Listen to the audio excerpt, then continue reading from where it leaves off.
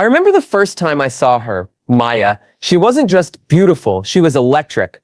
The way she walked into that art cafe, head held high like she owned the room, like the world owed her a moment. I was sitting there with a lukewarm cappuccino, half-heartedly scrolling through my phone when our eyes met, and for a second, it felt like a movie, the kind where the guy knows instantly she's it. She sat 2 tables away, ordered something fancy with oat milk, and pretended not to notice me. But I saw it, that little smirk, that look. She was playing a game and I didn't even know the rules yet. "Is that the bell jar you're reading?" she asked out of nowhere. I looked up, surprised. I wasn't even reading it. It was in my bag. How did she know? "Yeah," I lied. "Sylvia Plath's a tough read, but brilliant." She smiled, and I swear, in that moment, I was hooked. The first few weeks were perfect. We'd stay up till 3 a.m. talking about art, trauma, childhood fears, music. She said I made her feel safe, said her last relationship was toxic, that her ex used to track her phone, guilt trip her, threatened to hurt himself if she didn't answer in time. I hated him immediately, this faceless ex-boyfriend. She showed me screenshots, voicemails. I didn't question it.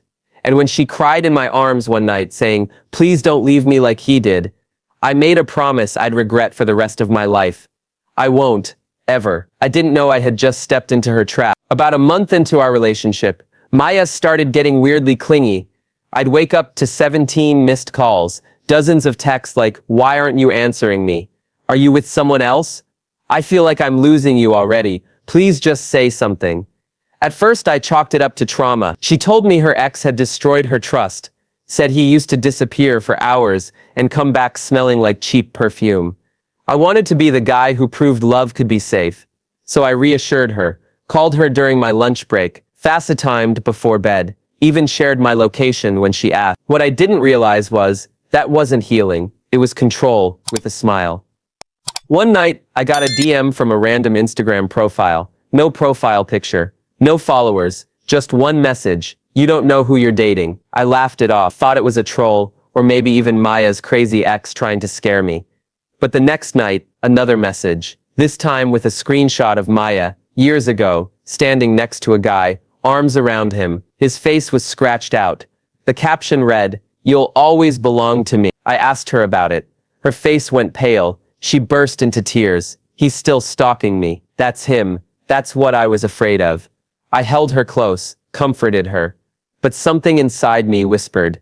She was lying. It was a small thing at first. She started asking for my work schedule. Then she wanted to know what time I left the office. Then she started showing up, unannounced. Once I saw her outside my building, pretending it was a coincidence. Another time, she was waiting by my car and swore she was just passing by. Then came the phone taps. We were at dinner when she said casually, "So who's Tara? You mentioned her earlier today when you were on the phone." I never mentioned Tara, not out loud.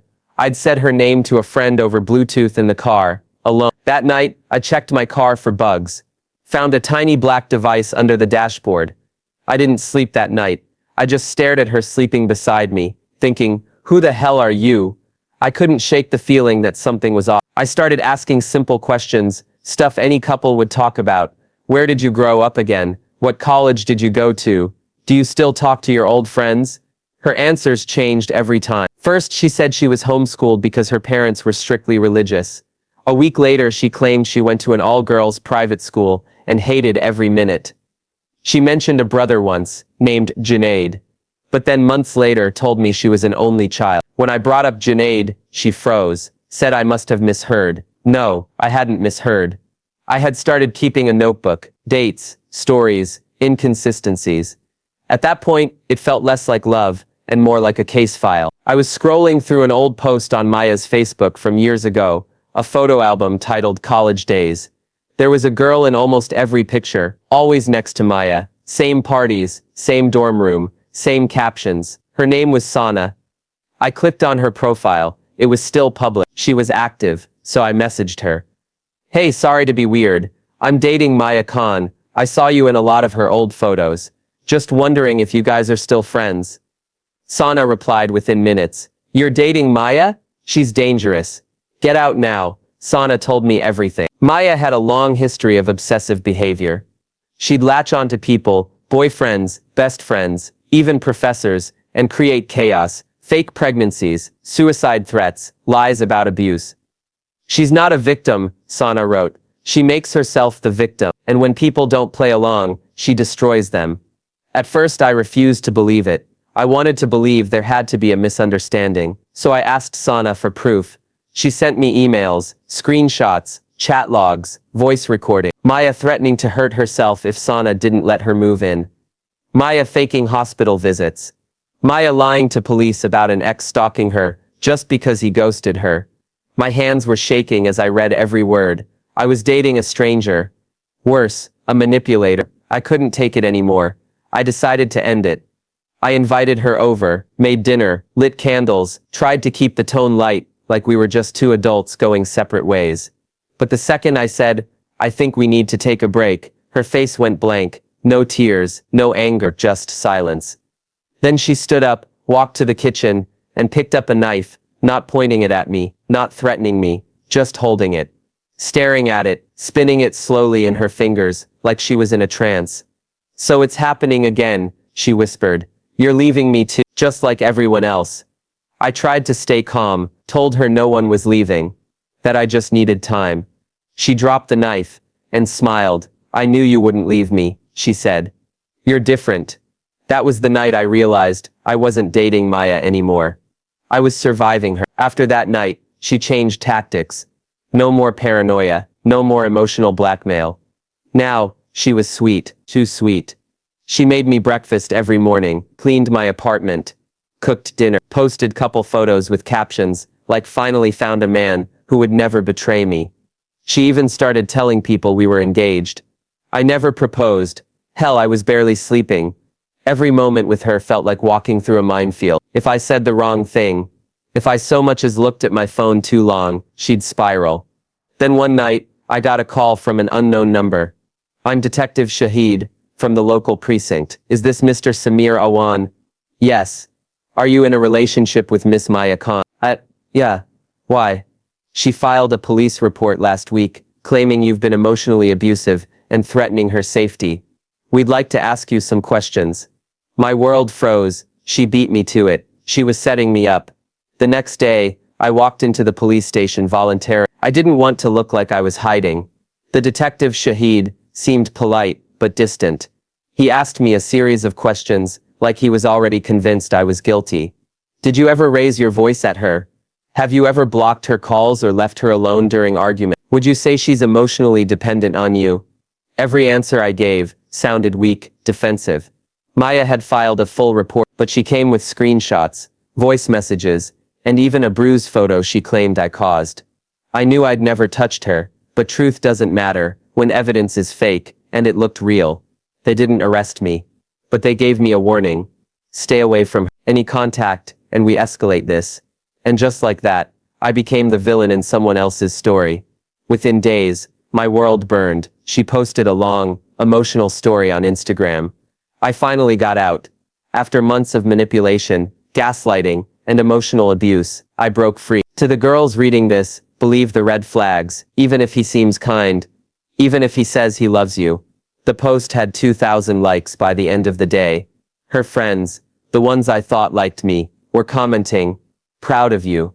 He seems so normal, creepy. Justice will find him. At work, my manager pulled me aside, said the HR department received an anonymous email detailing aggressive behavior and emotional instability. It was Maya, I knew it, but there was no proof. I wasn't just losing her. I was losing everything. I was locked out of her apartment and blocked on everything. But she'd forgotten one thing. Months ago, I helped her set up her new laptop. She never changed the password.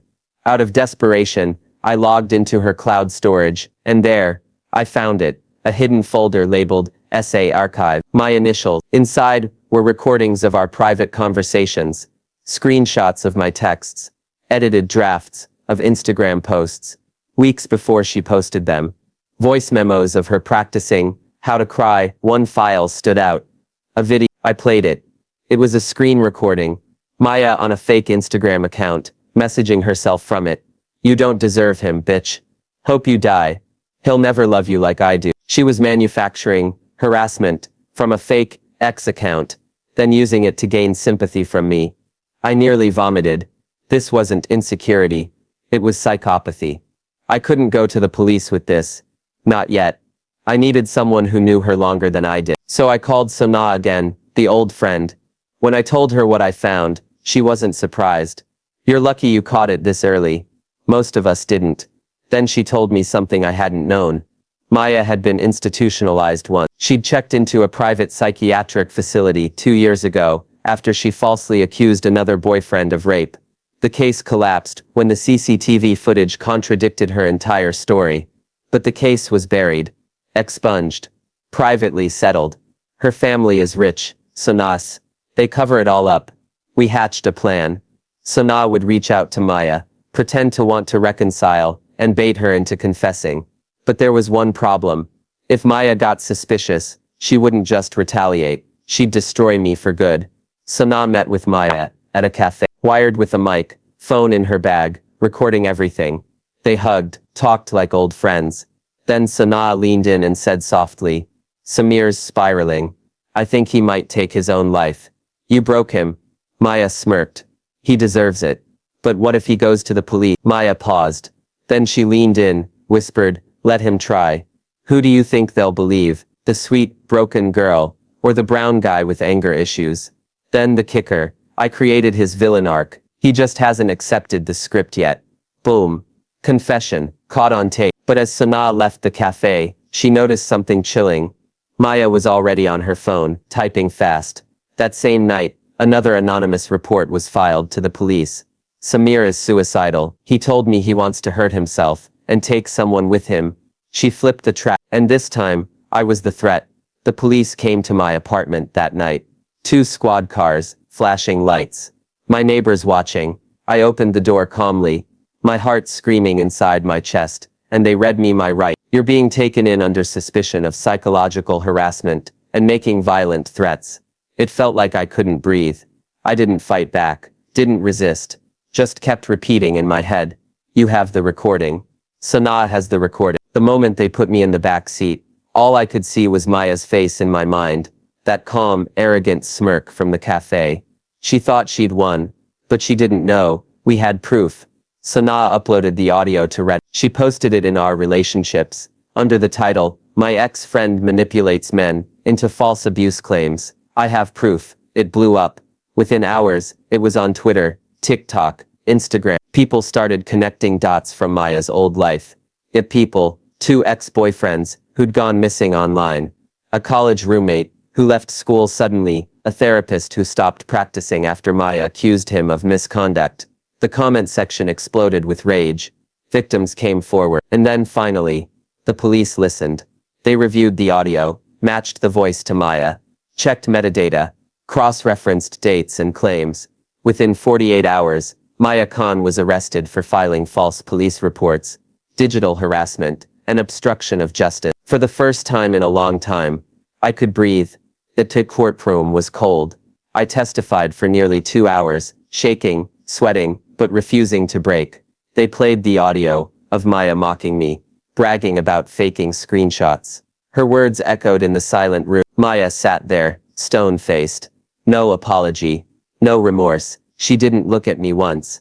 Her lawyer tried to spin it. She has mental health issues. She was traumatized by real abuse in the past. But the judge wasn't buying it. The evidence was too strong, too coordinated, too evil. The sentence wasn't long, only 2 years in prison, with mandatory therapy. But it was public, it was real, and her record would never be clean again. People started apologizing. Friends who once ghosted me messaged, "I'm sorry, I didn't know the truth." My job offered to reinstate me. I declined. I wasn't the same man anymore. I moved to a different city, changed my number, deleted all my social media. For months, I lived quietly, but the trauma didn't vanish. I'd wake up in the middle of the night, thinking she was in my room, flinch when my phone buzzed, jump when a stranger said my name too suddenly. Surviving abuse by someone who pretends to be the victim does something to your soul. You question everyone, even yourself. A year later, I received a letter. No return address, just my name. Inside was a card. Simple, plain. "You made me into a monster, but now everyone knows what you made me do. Maybe you should ask yourself why." There was no signature, but I knew. It was her. Even behind bars. She was still trying to win the narrative. But I didn't react. Didn't respond. Because in the end, monsters need attention to survive. And silence is the only thing that starves them. This wasn't just a love story gone wrong. It was emotional warfare, disguised as romance. The truth. Sometimes the most dangerous people in your life are the ones who hold you the closest and whisper, "You're the only one who understands me." Maya wore her trauma like armor, but used it like a weapon. And for people like me, people who want to help, to heal, to fix, we become the perfect target. This story isn't about revenge. It's about reclaiming reality from someone who tried to rewrite it. And if you've ever doubted yourself because someone manipulated your truth, let this story remind you, you are not crazy, you are not overreacting, and you are not alone.